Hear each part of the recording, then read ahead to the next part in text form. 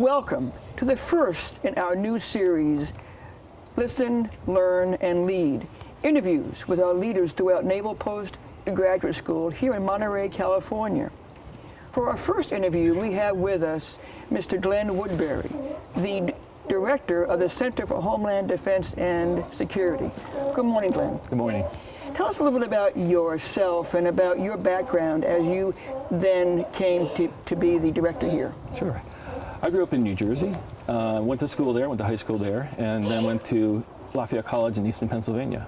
I started off with the idea that I'd be a hardcore mechanical engineering, but that changed quickly in my freshman year when I joined ROTC and took a different path. I was commissioned second lieutenant in the Army in 1985. I spent 4 years in West Germany, the Federal Republic of Germany, actually, and then came back to Fort Lewis, Washington for my command. After I finished that, I decided I wanted to do something different, and I somehow fell into emergency management at the state of Washington and worked for them for 12 years, eventually becoming the director there. Well, now tell us about then the origins of the center here. The idea of the center occurred before September 11th, so a lot of people link September 11th to the center itself, and certainly that provided quite a impetus to begin something here. But in 1998, the Department of Justice did a study following the events through the 90s, the Federal Murrah building bombing, the First World Trade Center bombing, and thought that the world is changing. And we need to teach our leaders better. And they discovered that there is no graduate education, and really no undergraduate education for what were to become the leaders of Homeland Security.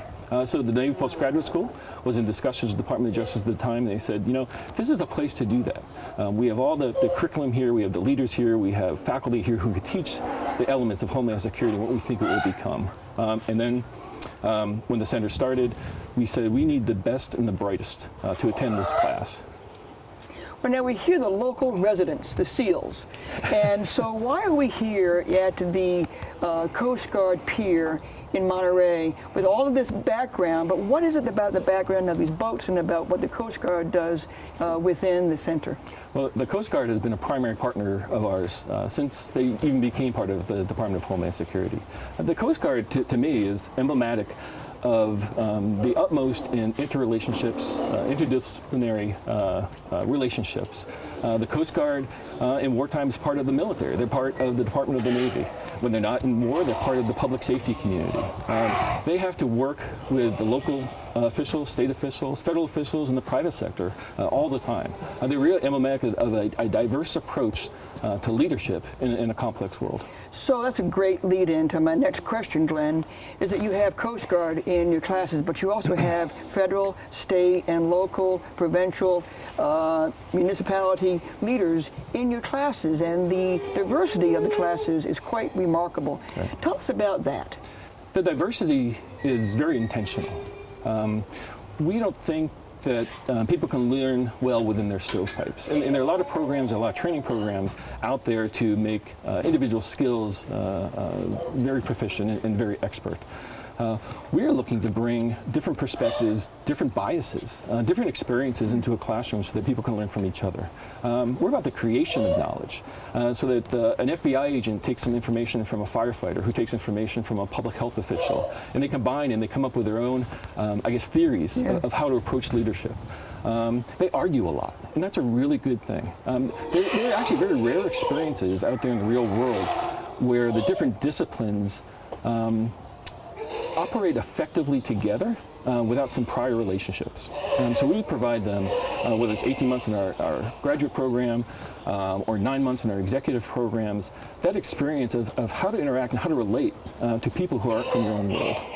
So that then, of course, leads to the next question. Are there stories, one or two stories, about how any of your students sought to solve problems within the classroom, where they reached back or they went from the classroom to a problem? And one or two stories about your students? Multiple examples. Even right now, as we're working through COVID, we are putting our alumni together with our students, actually, from different disciplines, and we're enabling them to talk to each other about their experiences as they move through the COVID. So the firefighters are listening to public health officials talk about the science and the data, and the uncertainty of the science and the data. We have a law enforcement officer who's talking to emergency managers about how we're going to organize for this, how we can provide logistics for this type of coordination. We have people reaching back to academia and research. They're reaching back to our library for information so that they can make better decisions in the field. But these decisions are informed by this broad perspective and broad experience base that they gain from each other. And we build that in the classroom. And then we continue that when they become alumni. And they become part of this larger family and community of interest to solve large homeland security problems. Well, now again, you lead me to my next question. When I've been with your alumni and with your students, it is pretty extraordinary. They're continuing networking with each other.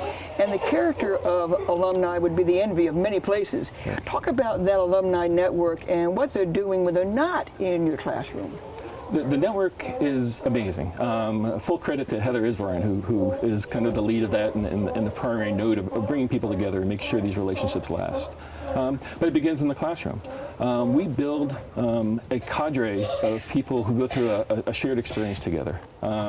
It's not a physically shared experience like maybe the Marines or Navy sailors go through, or the Army.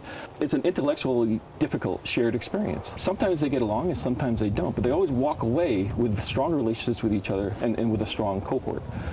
So they walk out with a very strong community just within their class, within their cohort.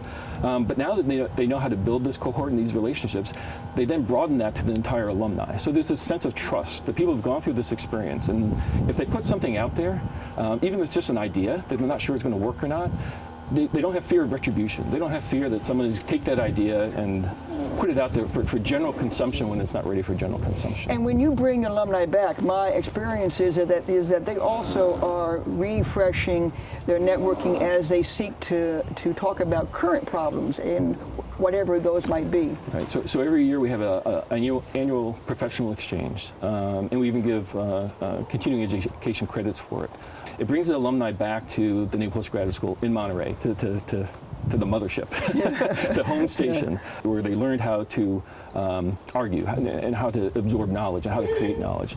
And every year we bring them back, and we bring up the current events, current speakers, mostly from the alumni themselves. What are you experiencing out there in this complex world, and what do you want to share with your colleagues?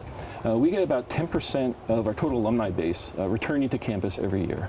That's pretty good. If you look at any university, any college across the country gets 10% of their alumni back once a year. That's a pretty amazing thing. And I have to say is that when I've been there, they laugh with each other, they kid each other around, and the camaraderie is really very authentic and genuine. Right. You also have another way to reach back, and that is through your extraordinary Homeland Security digital library. Can you talk about that a little bit? Our Homeland Security digital library began because there was a gap in a knowledge base. When we began our program, we were the first program in the country that had a college degree, let alone a master's degree in Homeland Security. And we were asked to basically start that body of knowledge, start that community of interest in Homeland Security and Defense and emergency management.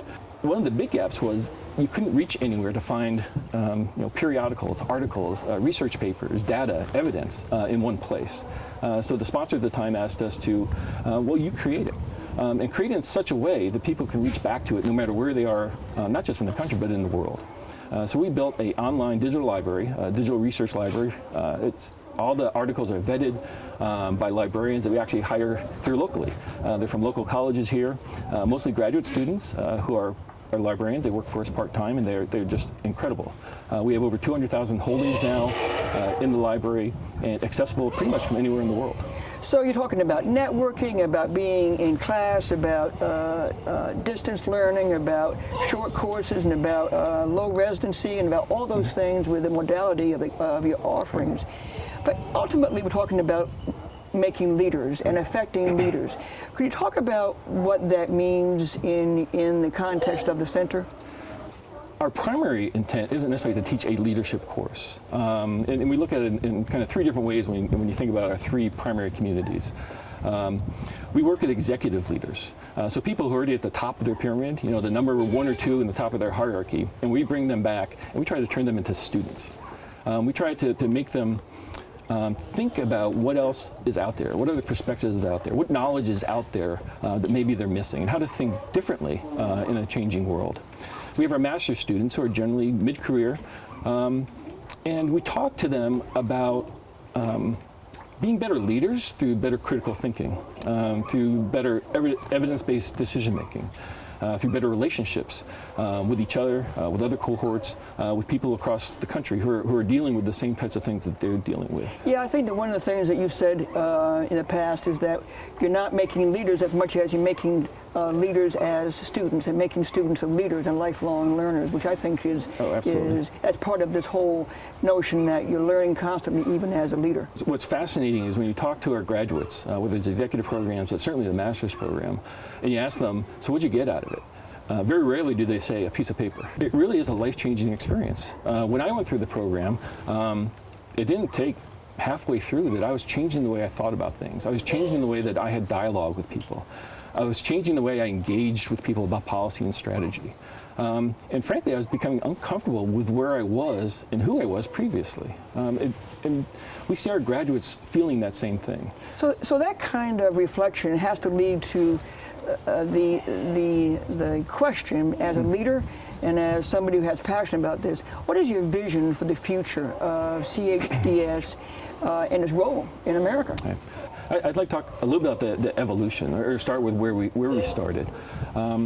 When we began the program, and this is recognized pretty broadly by both research and by the sponsors who wanted to start this program, is that each of the disciplines and the leadership within those disciplines primarily talk to themselves, or they talk within their silos and within their stovepipes.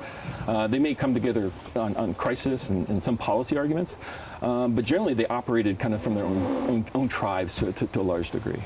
So the center's first job was to break down those barriers, to encourage argument, to encourage relationships across disciplines, across levels of government, and across perspectives and experiences. And we've done that. And I think you can see that throughout the public safety and public health community right now. You see much closer bonds between these people. Okay, so where do we go with that? The world is becoming more and more complex. Crisis is becoming more and more complex. Experience is still important, but it's not as reliable as it was before, because situations keep changing too frequently, too rapidly. So we want to build leaders who don't just survive in this increasing complex world, but who can thrive in that. The decision-making within the domains of humanity, technology, and the environment.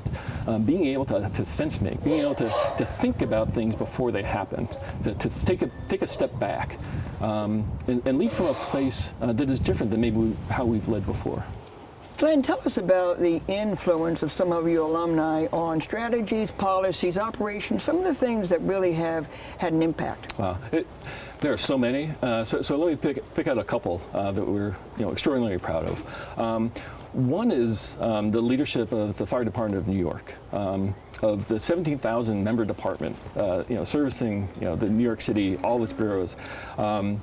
They have about 24 executives. Of those 24 executives, 17 are alumni of the Center for Homeland Defense and Security, including the chief. John Sugnick, a great person, is an alumni of our master's program. And he's taking what he learned in our program and influencing changes with that incredibly important and large department. Another example I would use would be Mike Bassotti. He was the chief of police for New Windsor, New York. He had a passion about the mentally ill and how they're treated by law enforcement. His thesis was trying to address that issue, and he was very passionate about it. He wrote his thesis, and then he took that to legislators, both at the state and the federal level, and started to influence change. And his thesis became the impetus to what is called Kendra's Law in the state of New York that Governor Cuomo took up. And that continues to this day as he talks about that, and it makes movement within the congressional environment as well. That is just fantastic. So Glen, we talked a lot about various alumni who come from all manner of agencies within the United States government and states and everything else. Tell us a little bit about the organizations that really have been very active with the center. Yeah. So our partnership with organizations and agencies at all levels of government is truly important. So we're not here just to educate the individuals, we're here to help them make their departments stronger. So some examples, the Fire Department of New York uses the graduates of the Center for Homeland Defense and Security, whether it's their master graduates or the executive graduates, as part of their succession plan. So they promote based upon the credibility of the degrees that they get here. We see more and more agencies across the country using graduate of the Center for Homeland Defense and Security at the Naval Postgraduate School as a preferred requirement for their applicants. And that's fairly unique, picking one school out of all those that are out there as a preferred requirement or a preferred qualification. Well, I want to thank you, Glenn, for being our first interview in this series. I also want to thank the United States Coast Guard, not only for letting us use their pier and listening to the sounds of the great area of Monterey, but also to the Coast Guard for what they do every day in support of this country and in support of those who really need their services. We as a country are well served by this extraordinary service called the Coast Guard. This will be the first of our series, and we invite you to all the other series, because this is about listening, learning, and leading in America for the sake of the purposes of national strength and what we are as a great country.